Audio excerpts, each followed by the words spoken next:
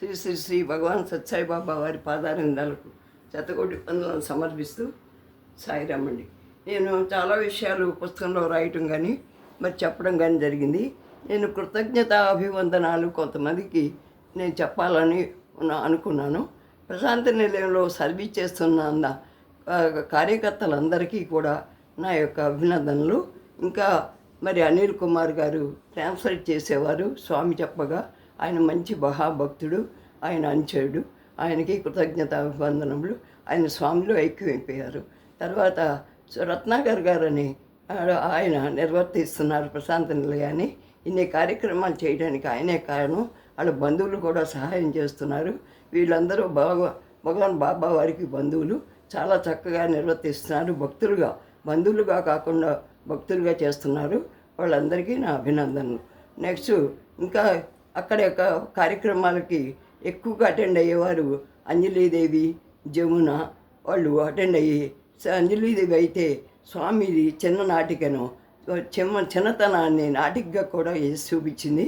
అందులో తల్లిగా కూడా నటించింది. కాబట్టి ఆవిడ కూడా సమైక్యం అయిపోయారు భగవంతునిలో. అలాగే జమున గారికి అది నోటికి ఈ వణుకుడు జబ్బు వచ్చింది. ఆమె స్వామి దగ్గరికి వచ్చి వేడుకుంది. నేను రాజకీయాల్లో పాల్గొచ్చా స్వామి అని అడిగింది మా ఎదురుగుండానే. వద్దులే అమ్మా, రాజకీయాలు వద్దు, అవి ఇవాళ ఉంటాయి, రేపు మారుతాయి, వాటిలో నీకు వద్దు, నువ్వు ఇలాగే జీవించు, సంఘసేవ చేసుకుంటూ జీవించు అని వీవు సృష్టించి ఇచ్చారు. ఆ జమున గారికి అది తగ్గింది. చివరికి భక్తితోనే ఆవిడ స్వామిలో సైమక్యం అయిపోయారు. అలాగే చాలామంది భక్తులు నాకు గుర్తున్నంతవరకే చెప్తున్నాను. ఘంటసాల వెంకటేశ్వరరావు గారు, వాళ్ళ పిల్లలు, తర్వాత మురళీమోహన్ గారు, వాళ్ళ పిల్లలు, మళ్ళీ ఇంకా మరి బాలసుబ్రహ్మణ్యం గారు పాటలు పాడేవారు, పి సుశీల్ గారు పాటలు పాడేవారు, చిత్ర గారు పాటలు పాడేవారు. ఇప్పటికి కూడా దేవుడు మరి ఘంటసాల పాటలు మనం ఆనందిస్తున్నామంటే ఆ రోజు ఆయన భక్తుడు. ఆయన చక్కగా ఆయన మధుర స్వరంతో ఆయనకి ఇచ్చిన గిఫ్ట్, భగవంతుడు ఇచ్చిన గిఫ్ట్ని ఉపయోగించుకున్నాడు. ఆయన చనిపోయాడు. ఆయన సమైక్యం పొందారు. నెక్స్ట్ బాలసుబ్రహ్మణ్యం గారు కూడా చాలా దేవుడి పాటలు చాలా చక్కగా పాడేవారు. ఆయన కూడా సముడే భగవంతునిలో ఐక్యమైపోయారు. ఇప్పటికి కూడా వాళ్ళ విగ్రహాలని, వాళ్ళ యొక్క మరి ఘంటసాల, మరి సంగీత కళాశాలని, మరి బాలసుబ్రహ్మణ్యం గారి విశ్వవిద్యాలయం ఏదో ఒకటి నేను నిర్మిస్తున్నారు అంటే అవన్నీ కూడా వాళ్ళు చేసిన పనులకి గుర్తింపులుగా మిగిలిపోయాయి. కాబట్టి మనం చేసే పనులు గుర్తుండాలి, మనం కాదు గుర్తుండేది. ఆ పనులు, వాళ్ళ మాటలు గుర్తుంచుకుంటే వాళ్ళ కృతజ్ఞత చెప్పినట్లే.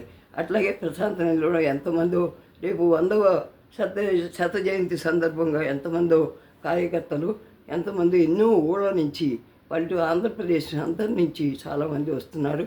వాళ్ళందరూ చాలా శ్రమ చేస్తున్నారు. వాళ్ళందరికీ కూడా భగవంతుని యొక్క ఆశీస్సులు లభించాలని మనసారా కోరుకుంటున్నాను. ఇంకా సాయి నిలయం విజయవాడలో కూడా చాలామంది నాకు తెలుసు.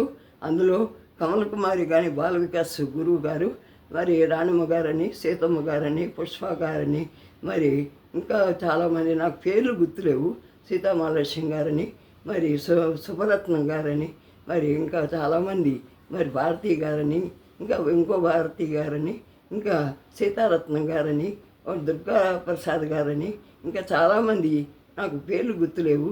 వాళ్ళందరికీ భగవాన్ బాబా బ్లెస్సింగ్స్ ఇవ్వాలని, మరి శ్యామ్ గారికి, రవి గారికి, మరి మరి రవి విశాల గారికి, మరి బోస్ గారికి, తర్వాత శ్యామ్ గారికి ఆయన యొక్క పుస్తకాలను రచించడంలో ఆయన ముఖ్య పాత్ర వహిస్తున్నారు.